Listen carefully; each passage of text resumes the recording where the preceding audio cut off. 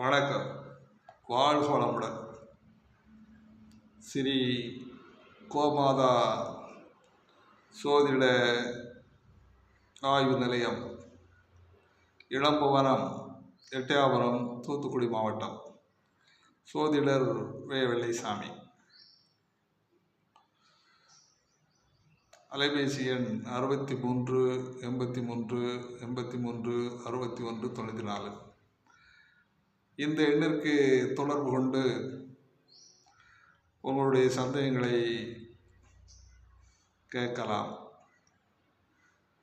நாம் இதுவரை பல்வேறு காணொளிகளை இந்த தளத்திலே வழங்கி கொண்டிருக்கின்றோம். இப்பொழுது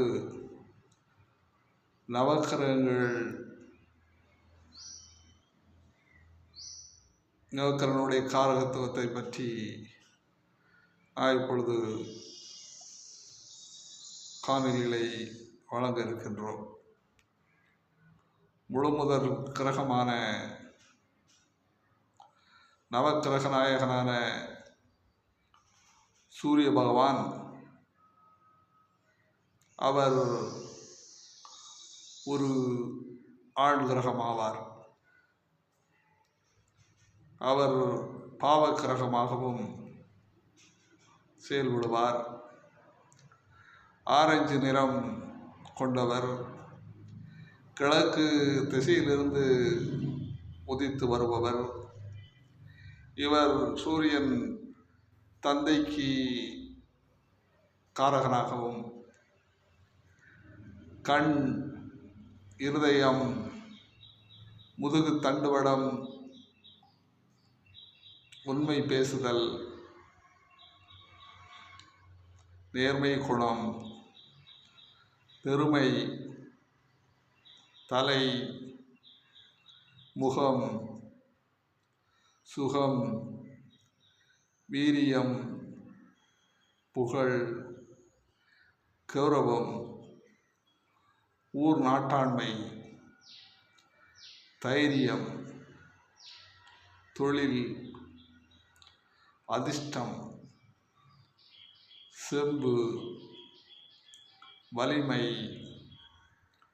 யோசனை, அரசு அதிகாரம், மருந்து வகை, மருத்துவர், விவசாயம், பொற்கொள்ளர்கள் ஆகியவற்றிற்கு காரகத்துவம் பெற்றவர் சூரிய பகவான். இவர் சிம்ம ராசியினுடைய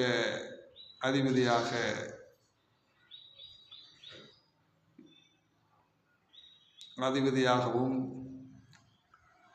அங்கே ஆட்சி பெற்றும், மேச ராசியிலே உச்சம் பெற்றும், துலாம் ராசியிலே நீசத்தன்மை பெற்றும்,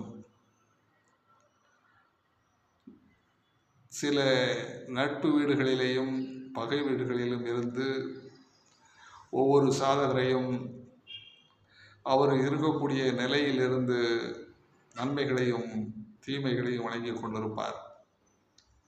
அந்த அடிப்படையில் சூரிய பகவானுடைய காரகத்துவம் என்ன என்பதை இங்கே நாம் விளக்கி கொண்டிருக்கின்றோம். இந்த சூரிய பகவான் லக்கணத்திற்கு 6, 8, 12ஆம் இடங்களில் மறைகின்ற பொழுது அவருடைய காரகத்துவங்கள் முழுமையாக கிடைப்பதற்கு வாய்ப்புகள் மிகவும் குறைவாக இருக்கும். அதே போன்று 6, 8, 12 மறைகின்ற பொழுது சுபக்கரங்கள் பார்வையில் இருந்தால் அது சிறப்பாக இருக்கும் என்றுதான் கூறப்பட்டிருக்கின்றது. அந்த அடிப்படையிலேயே சூரியன் ஒரு தலைமை பண்புமிக்க கிரகம். அரசியலுக்கும் அரசனுடைய உயர் பதவிகளுக்கும் உரிய கிரகம்தான் சூரியன் என்று சோதிட நூல்கள் கூறுகின்றன. உங்களுடைய சாதகத்தை எடுத்துக்கொண்டு சூரிய பகவான் உங்கள் சாதகத்தில் லக்கணத்திற்கு எந்த இடத்தில் இருக்கின்றார், இந்த சூரிய பகவான் சிம்ம ராசிக்கு அதிபதியாக, சிம்ம லக்கணத்துக்கு அதிபதியாக இருந்து செயல்படுவார். அவர் அதிகார தோரணையான ஒரு பேச்சுக்களை அவர் கையில் இருக்கும். அதே போன்று